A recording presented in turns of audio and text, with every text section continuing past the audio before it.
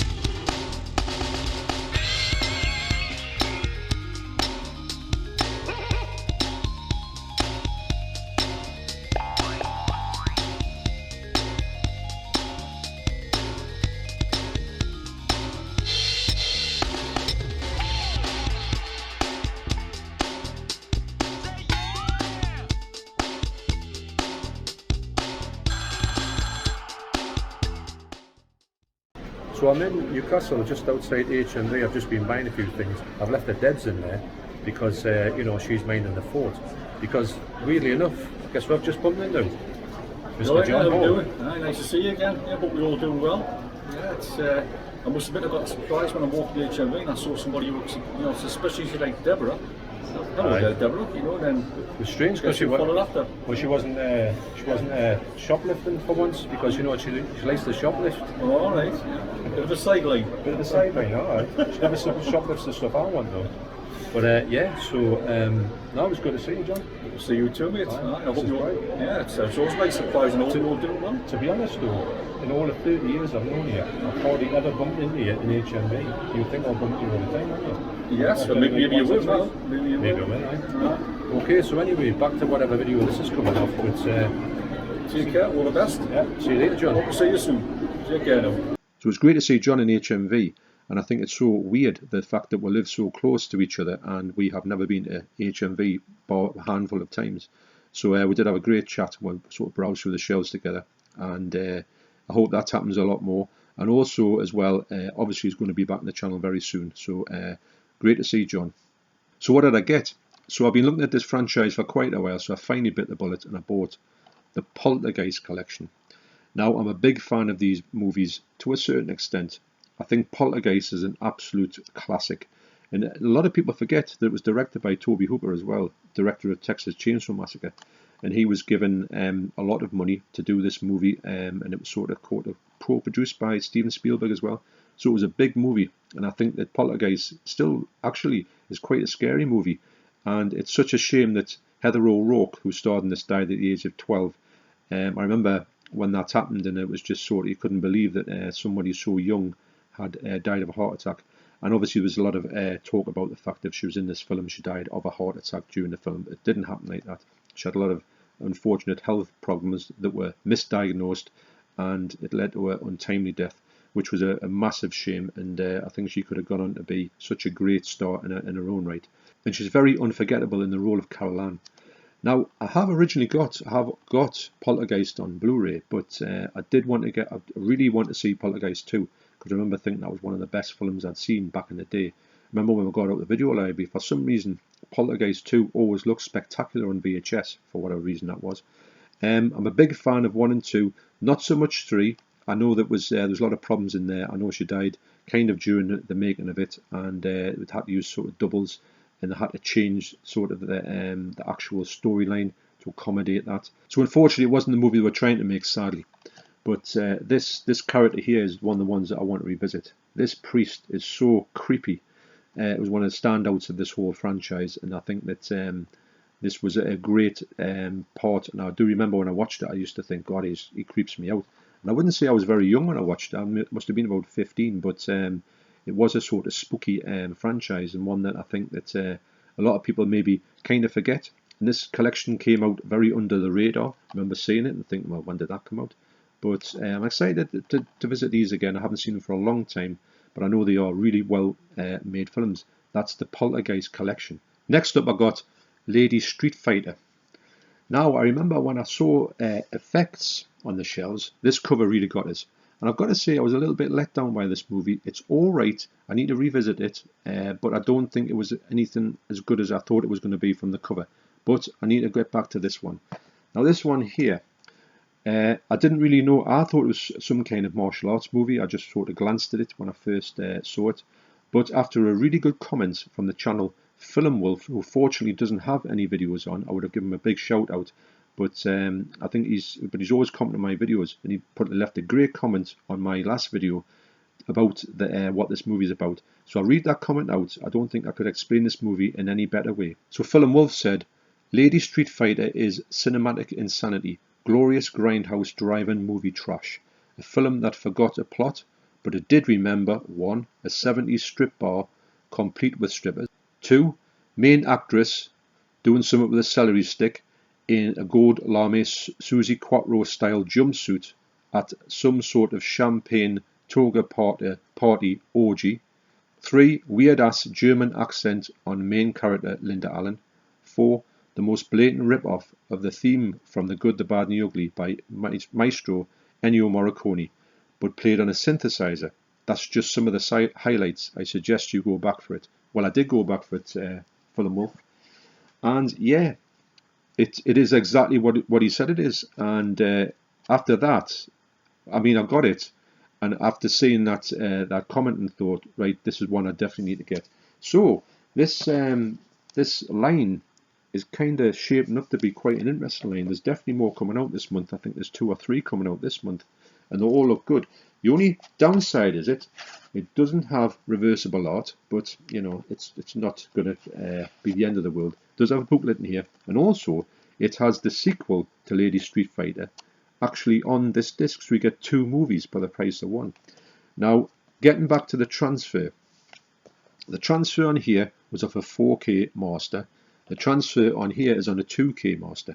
Now, I'd said that this 4K master on here, it looked awful, but you know, it is what it is. But I did quite like it, the fact it was grindhousey, because the film is ultra grindhouse. Now this one is exactly the same. It's a 2K master, but wow, the print is so damaged. I've never seen anything like it. The scratches on this print. But then again, when I'm looking at it, I'm thinking this kind of adds to this whole line, and I don't know why they went and done a 2K master and I've not touched the print at all. The print does look, it's sharp, don't get us wrong, it's not blurry or anything. It's ultra low budget, but the fact is the amount of scratches on it. Say for instance if Arrow had put this out and saying this is the 2K remaster, you would have been like sort of mad as hell. But the fact is that this one went out and you think, well, you know what it is, it's all right, because I'm willing to accept the fact that that is like that, because this movie is utter grindhouse trash, but in a good way. So this line is shaping up to be quite a decent line. This film's from 1981. I think the sequel is from 1990. And that one does look a little bit better, but I don't know anything about this apart from what I've heard of Film Wolf. But I do know that I really want to check this movie out, because yes, it does have everything that it says that's in. And that, to me, if you like exploitation, grindhouse cinema, this seems like a must. So I'm really excited for the rest of these AGFA titles coming out. I think they're going to promise a lot. They're going to deliver probably all of, I would imagine, all the prints on them will be sort of just a mess. But I don't really actually mind that. It's quite strange to be saying that, because I love me 4Ks and I love pristine versions of movies. But this is adding to the whole kind of fun of getting this line. So that's Lady Street Fighter on 101 AGFA Films. So next I got Last Night in Soho on Blu-ray. Now, you're going to say, well, what about the 4K? Well, what I'm going to say is the 4K doesn't have a slip. Now, I looked in HMV, and I think I've looked online, although I did see one on somebody who put a post on Instagram, and there was a slip on Instagram, but I didn't know that until I got this. So the reason why I bought this was, For the fact is that I don't really think that 4Ks these days, when they come out brand new and the actual Blu-ray has a slip and the 4K doesn't, I don't really understand the thinking behind that, because it seems that you're going to pay an extra good £10 more for your 4K. You think the least they could do was put a slipcover on, even if they just blacked that bit out. Then you've got your 4K cover. You just take that little bit of Blu-ray off it. I don't understand it. But what I'm going to do is, at this point, if I can't find one with a slipcase on, because they might not really exist in the UK, I'm going to put this cover on the 4K, but I'm going to get the 4K at the lowest price I possibly can. So I checked this out, actually, because I knew that obviously I'm going to watch it, because I really wanted to watch it straight away, because everyone goes on about it. So I didn't want to sort of like not watch it and then think, well, a bit get it spoiled and stuff. So I got it to watch it, and I checked it out, and actually the print does look pretty good. It's not going to look bad. I knew it would look all right. The quality of some of the scenes looked really nice. So this is just really me getting this to watch it before it gets spoiled. And also I wanted to have a slipcover. So if I can't get a slipcover in the future, I am kind of retrofitting in the slipcover. I know it sounds a bit silly, but that's something that I really wanted to do with this movie, because I thought, well, I'm not going to go and splurge on a 4K and then be searching for that never-ending. I'll have to buy this eventually, you know, whenever, and then can I actually get the Blu-ray slipcover? So hopefully this is going to save me having a bit of a mess about in the future to try and find a slipcase that doesn't actually exist. So I'm very interested to watch this movie. It'll be high on me to watch list. That's The Last Night in Soho. So also I went across to CEX, which was a complete bust. I've got to admit, the stuff in CEX these days is it just didn't seem to move. It's always the same titles. I could literally take a video that I shot maybe a month ago and put it on now, and I would just say it's exactly the same. It's not moving as well as it used to. I don't understand why that is, but I used to get some great bargains in there, but I don't find that I'm getting much in there. I always feel a bit sort of disappointed when I come out with actually getting completely not needing anything close to anything that I would want. But what I did was I went past a local record shop called Select, and I bought a couple of CDs. So I bought 2 CDs by one of the most influential British bands of all time, The Fall. So I bought this, the 2013 Fall album, Remit.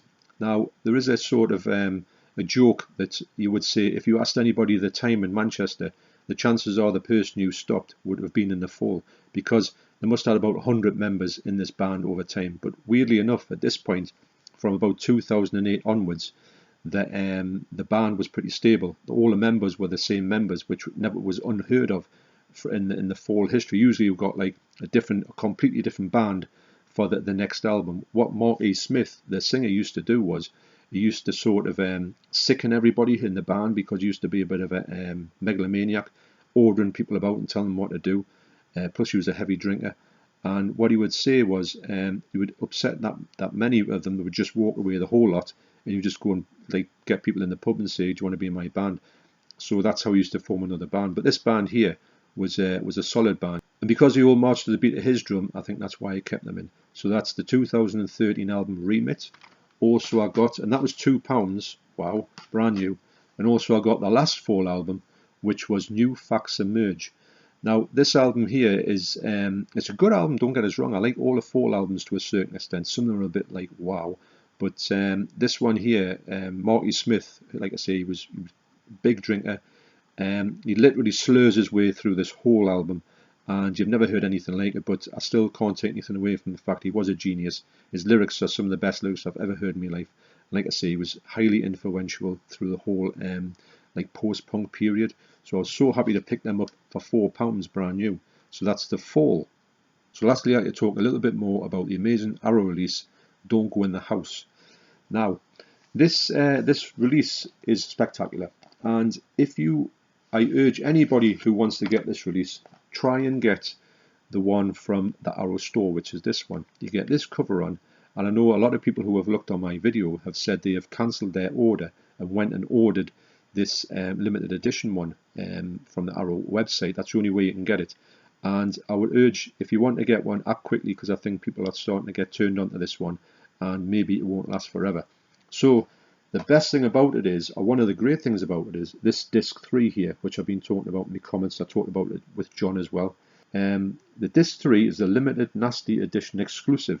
So I don't think that when this gets re-released on the shelves, you will get, it'll just be a 2-disc special edition, which will still be good.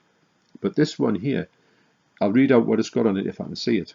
High definition Blu-ray presentation of the theatrical version from a 2K scan of the uncut British negative in widescreen and exposed open matte presentation with original lossless mono audio. Cinema mode. Watch the film with a recreation of an opening cinema program from the early 1980s, which is absolutely brilliant. It's like you walk into the cinema, the camera follows you walking into the cinema, and then you would go to your seat, and then they play some really grubby grindhouse trailers that you would see at the time you were watching this movie, which is amazing. I think you could probably put the movie on after that. Textless title sequences. VHS mode. Watch the film in a transfer of the original Video Nasty VHS release with uncut and censored options. So that really, for me, sets this apart from any other release that Arrow have done recently. I think that Arrow should do a lot more of these. I think that they should follow this blueprint. They should give you, on the special edition, they should give you the original cover, the original band Video Nasty cover, and they should go and recreate that like they have done. The strange thing is about it, the arrow that they've got on the side of it, which will not match up the arrow on the shelves, all the A's on there, it won't add up in there. And actually, funny enough, the other night, I was on a Zoom call with a lot of great channels. I'll link them all down below. And it was Ryan from Let's Get Kickin' Movies. It was Keith from Euphoria Pictures. It was Andy from Forgotten World of Movies. It was Jason Brett from Jason Brett. It was Sophie from Sophie's Retro Revival, and also Pete from Playtendoguy. Wow, we had a great time there, had a great laugh, and then we're talking there for quite a few hours. But Jason Brett quite rightly pointed someone out. He said, what are you going to do when this doesn't match with all the other ones? And I thought, wow, I never even thought of that. But I'm going to work out something. I think I'm going to take some of these nasties and I'm going to put them all together. And this might be one of them. But I'm willing, if Arrow please do more of these. That's not taking anything away from this release. Please get more of these, this blueprint, this limited edition slipcover. And you do get this extra disc, so if they can find the Video Nasty, and you can have a sort of retro look through these, you can say, right, I can watch it in a great presentation, or I can just do a whole night of watching this as if I was watching a Video Nasty from the VHS days from a video shop. So I think that's a really good touch. So I do urge anybody who has got any vision of picking this up, you do need to get ahead of the game and get this one from the Arrow website. It's got to be nearing, people are getting to know about this, so it's going to be one of those ones that'll go, I reckon it'll go for crazy money down the line. So the attention to release on this disc is just absolutely brilliant.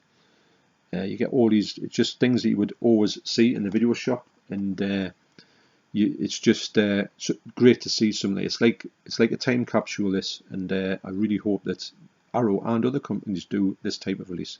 So thanks for watching, you take care, and I will see you on the next video. Cheers.